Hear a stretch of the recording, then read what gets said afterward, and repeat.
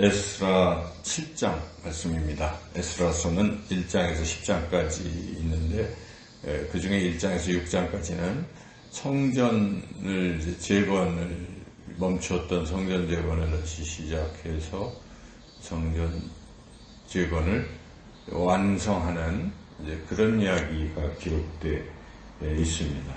그리고 이제 7장부터 10장은 좀 한참 지난 뒤에, 한 60년 정도 지난 뒤의 일인데, 이제 2차 포로 귀환 이야기입니다. 그 앞에서는 1차 포로 귀환 이야기지, 1차 포로로 돌아와서 성전 건축을 하려고 하다 방해를 받았다가 멈췄다가 다시 학개와 스가랴를 통해서 성전 건축을 다시 시작해서 완공했다 하는 게 1장 6장 얘기라면, 그 시기적으로 주전 538년경이라면 이제 주전 458년경에 제 2차 포로 약 80년의 기간이죠. 성전 완공되고 나서 한 60년이고, 그 기간 지난 뒤에 다시 2차 포로가 있었는데, 그때 지도자가 에스라였습니다. 그래서 에스라가 이 사람들을 이끌고 2차 포로 귀환하는, 그리고 그 포로 귀환만의 문제가 아니라 더 중요한 것은 기존의 1차 포로 귀환했던 사람들이 성전 재건을 다시 완공을 했지만 그 사이에 한 60년 흐르는 기간 동안에 굉장히 또 문제가 생겼습니다. 그 문제는 그 주변의 이방인들과 결혼을 자꾸 하는 거예요. 그래서 이스라엘의 정체성이 지금 흔들리고, 이렇게 되는 혼혈아들이 생기고, 그래서 북이스라엘 사마리아는 그렇게 했다고 치지만 남쪽에 있는 귀환한 사람들도 그렇게 되고 있었기 때문에 하나님께서 그래서는 안 되기 때문에 에스라에게 특명을 내리셔가지고 그런 것들을 다시 정결케 하는 이제 그런 사명을 주신 것이죠. 그래서 그 사명을 에스라가 완성했다 하는 이야기가 이제 이 후반부입니다. 그래서 좀 더 세분해서 말씀드린다면 7장, 8장은 귀환한 이야기입니다. 2차 포로. 9장, 10장이 바로 그러한 정결하게 하는 그런 이야기죠. 그래서 9장에서는 에스라가 막 통곡하면서 하늘을 보고 사람들이 모여있는 가운데 간절히 기도했죠. 내 이 죄가 정수리에서부터 발끝까지 너무 차서 어찌할 바를 모르겠습니다 하고 통곡하고 울고 회개의 기도를 드렸죠. 그러자 백성들도 따라서 같이 울고 회개하는 이제 이런 일이 일어나면서 그 회개의 실천으로서 그동안 이렇게 이방인들과 결혼했다고 하는 걸 다 물리고 이제 다시 새롭게 출발하는 그러한 정결함의 개혁이 일어난 그것을 기록한 말씀드립니다. 오늘은 그런 부분의 이제 첫 부분이죠. 7장은. 그래서 7장에 이제 에스라가 어떻게 해서 이렇게 2차 포로에서 오게 되는가 하는 과정을 설명하는데, 역시 여기도 하나님의 손이 함께 하셔서 이 아닥사스다 왕의 마음을 하나님이 이렇게 주관하신 것이죠. 앞서 에스더에서도 아수에로 왕의 마음을 하나님이 또 이렇게 하셔가지고 이스라엘 백성이 그렇게 되지 않고, 그 전에 다리오 왕 때도 성전 재건을 완성할 때도 하나님께서 그 왕의 마음을 그렇게 하시고, 결국 하나님의 선한 손이 함께 하시고 하나님이 역사하시기 때문에 이런 하나님의 백성들이 자꾸 살아갈 수 있고 한다는 것을 깨달을 수가 있는데요.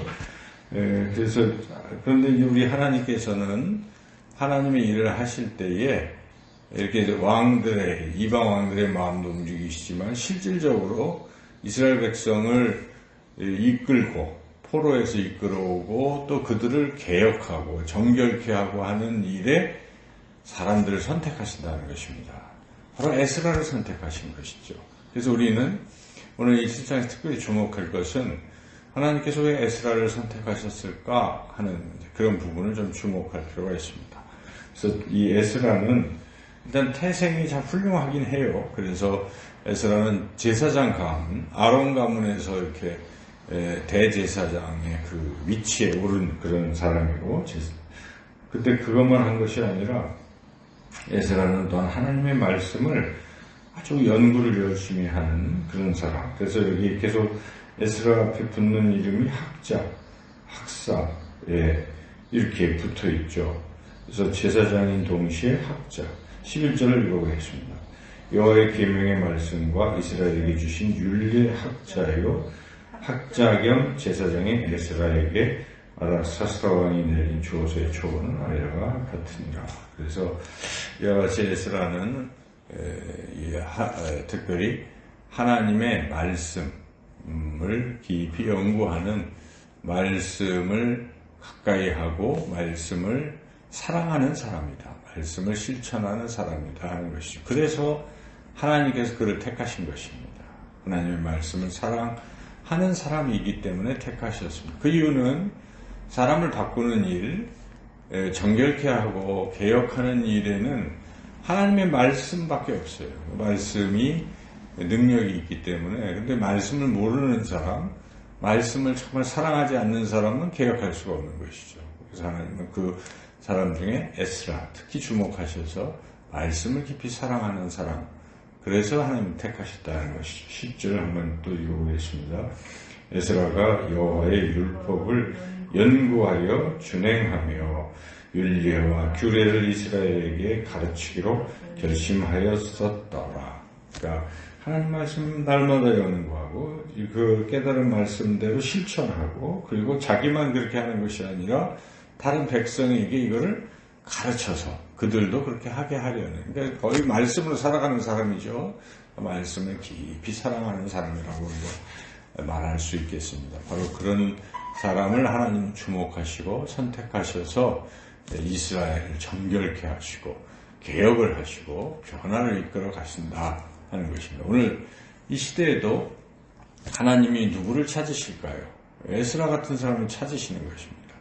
많은 사람들 가운데에, 하나님을 믿는 사람들 가운데서도 하나님의 말씀을 사랑하는 사람이 있다면 하나님이 그를 주목하시고 그를 택하셔서 그가 속한 어떤 공동체를 변화시킬 것입니다. 각 가정에서도 누구를 하나님 통해서 역사하시겠습니까? 말씀을 사랑하는 그 사람이 가장이에요. 영적 가장이죠. 그 사람을 통해서 그 가정을 변화시키는 것이고, 교회도 하나님 누구를 통해서 변화시키겠습니까? 교회에 오래 나왔다고 하면 그를 통해 쓰십니까? 아닙니다. 하나님께서는 오래 나오든 안 나오든 하나님 말씀을 얼마나 깊이 사랑하고 말씀대로 살려고 애를 쓰는가, 하나님은 그런 사람들을 주목하셔서 리더로 세우는 것이죠. 교회 리더로 세우셔서 바꿔가는 것이죠. 근데 교회에 그런 사람들이 리더로 서지 아니하면 개혁이 안 되는 것이고 변화가 없는 것이죠. 그래서 말씀을 사랑하는 사람을 하나님 쓰신다 하는 것을 우리가 결코 잊어서는 안 되겠습니다. 그래서 정말 하나님께 쓰임받고 싶다면 정말 말씀을 사랑해야 됩니다. 날마다 새벽마다 하나님 말씀 읽고 연구하고, 이 말씀대로 내가 어떻게 살까, 오늘은 이 말씀 붙들고 어떻게 살까, 그대로 또 살아가고 다른 사람들에게 전하고 가르치고, 그래서 하다 보면 사회가 변화되고 또 하나님의 나라가 이 땅에서 이루어지게 된다는 것이죠. 오늘 이 말씀,